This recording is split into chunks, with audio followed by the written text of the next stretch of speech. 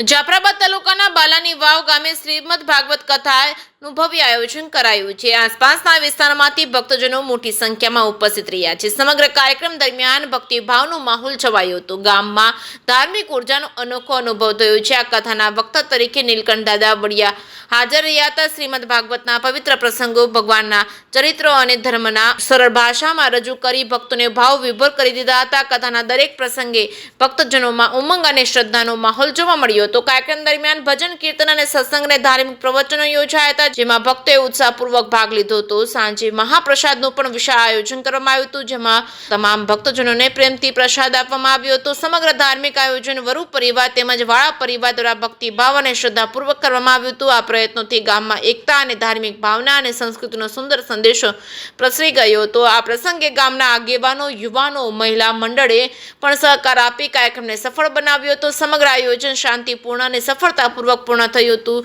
જેને લઈને ગ્રામજનોમાં આનંદ અને સંતોષની લાગણી જોવા મળી રહી છે। જે.કે. સિંગુદત્ત સાથે કાળુશા કનોજિયા, જાફરાબાદ। ગોકોટિદાનમ ગ્રહણે ચકાશી મકરે પ્રયાગ ઉત્કલ્પવાસી યજ્ઞ ચ મેરુ સમ હેમ દાનમ નહીં તુલ્ય ગોવિંદ નામ સમાના।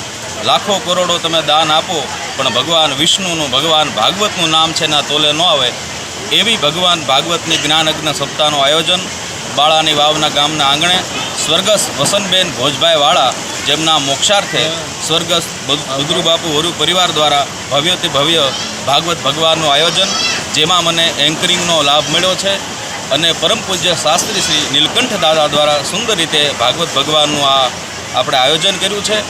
એમાં ભાગવતનો આ 5મો દિવસ અને આજે ખૂબ સુંદર રીતે કથાનું રસપાન કર્યું છે। હરદેવ ગઢવીના જય માતાજી, જય શ્રી કૃષ્ણ। કૃષ્ણાય વાસુદેવાય હરયે પરમાત્મને પ્રણતક્લેશનાશાય ગોવિંદાય નમો નમઃ। ભગવાન શ્યામસુંદરની જય। મારું નામ શાસ્ત્રી નીલકંઠ પ્રવીણભાઈ વડિયા।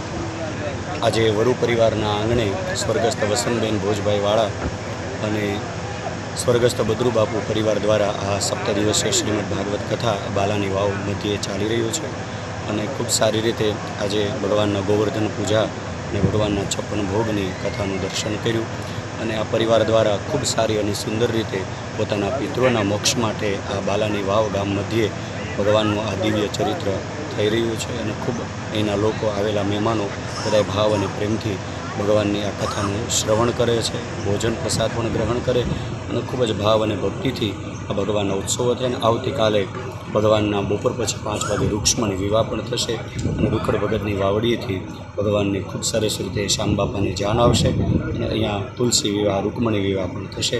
એ જ પ્રાર્થના સાથે સૌને જય શ્રી રામ, જય શ્રી કૃષ્ણ।